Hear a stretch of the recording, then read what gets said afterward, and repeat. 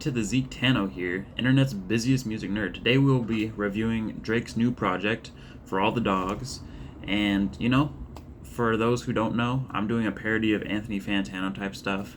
I want to make a review about Drake's album because, like Anthony Fantano, this time around, I think I have a lot of opinions that seem like what he might say about this album. He hasn't made a review yet at the time of recording. So I just want to put this out there before he does, using my own opinions, but hopefully they'll predict what he's going to say, because honestly, this was a new Drake album that I was not behind. And if you know anything about Anthony Fantano, the last years have not been kind for Drake, coming from that reviewer guy. So if we just get right into it, it is October 8th, 2023, and I'm glad you're here. So let's go.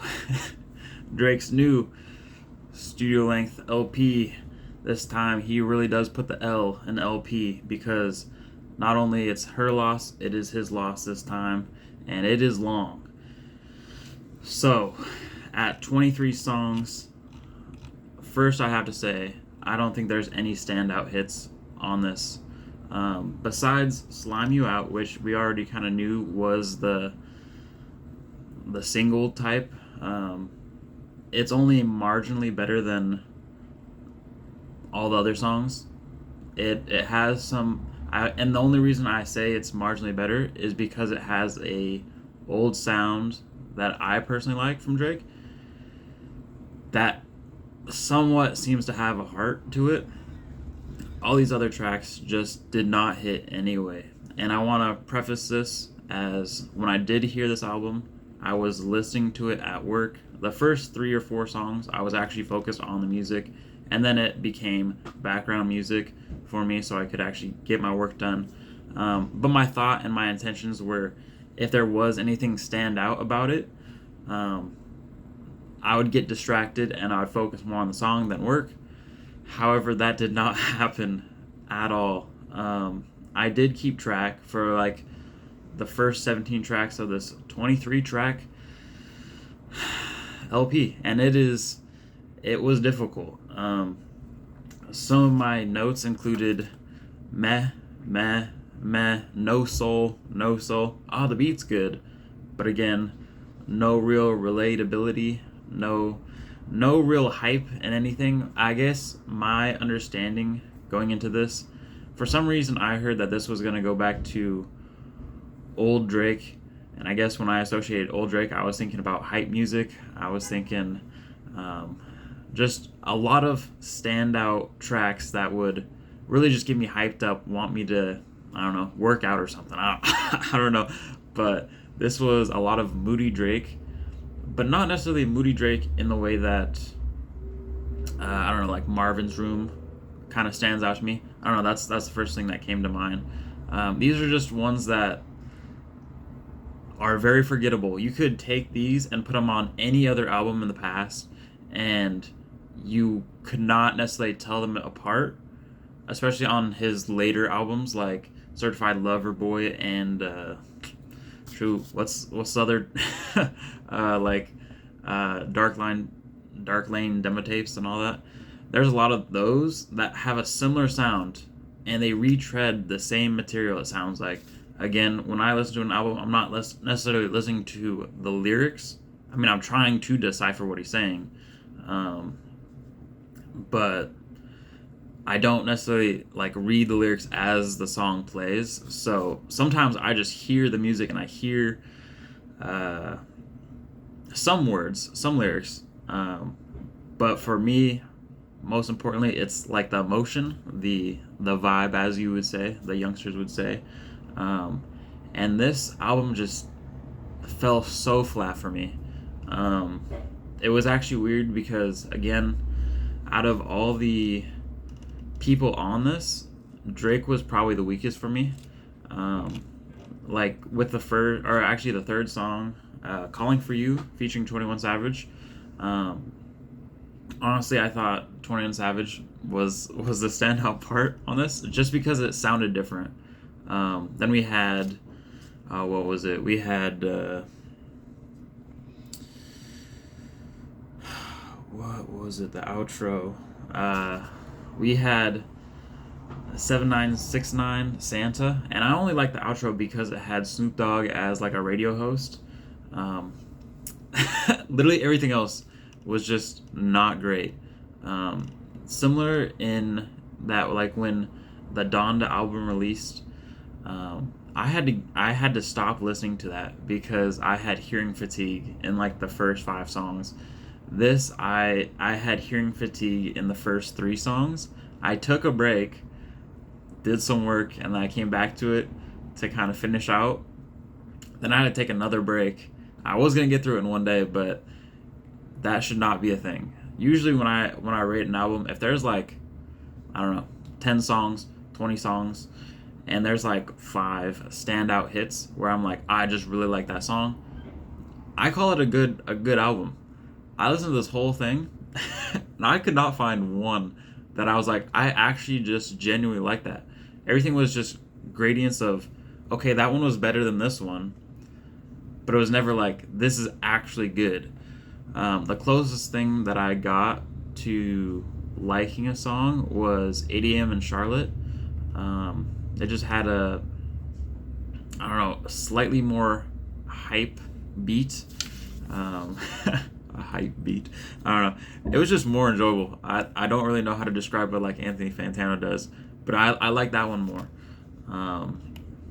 Let's see. I think Slime You Out, again, was good. It wasn't necessarily a great one.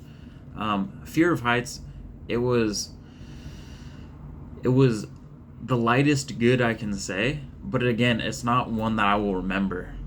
And it's weird because I've heard Anthony Fantano criticisms for like the last albums, and I've strongly disagreed with a lot of what he said in the past.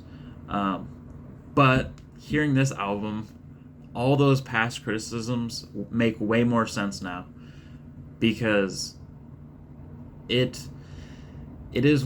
feels so soulless to me.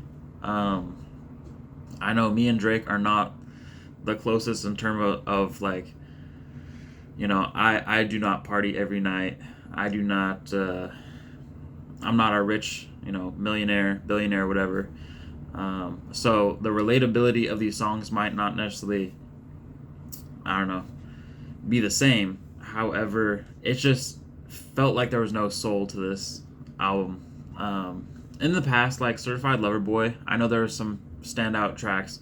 Like Knife Talk, I can go back to and be like, I love that one.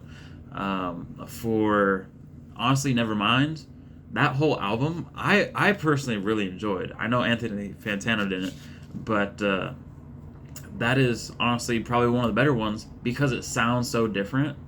And again, it's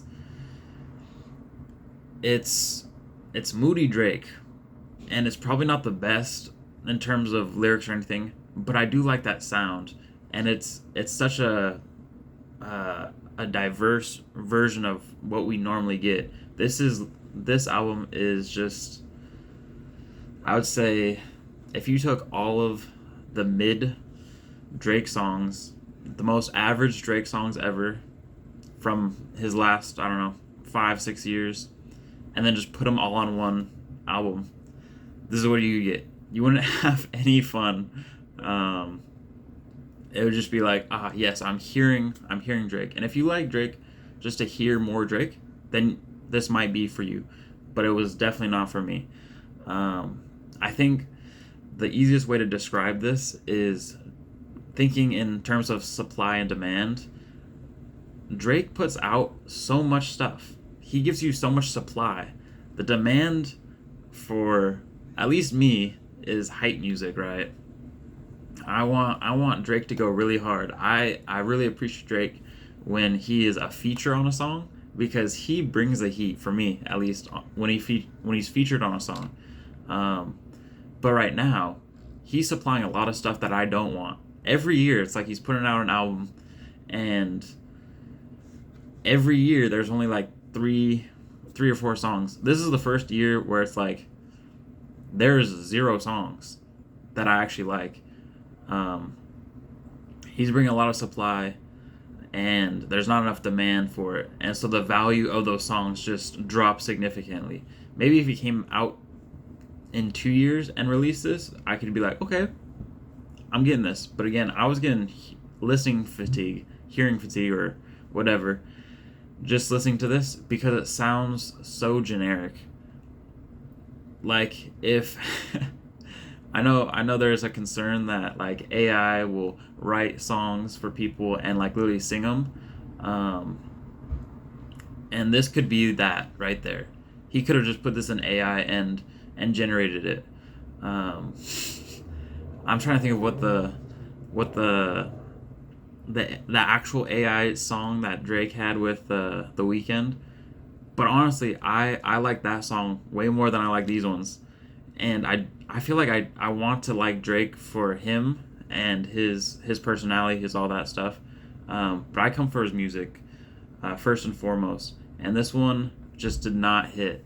So here's my review. I'm gonna give it a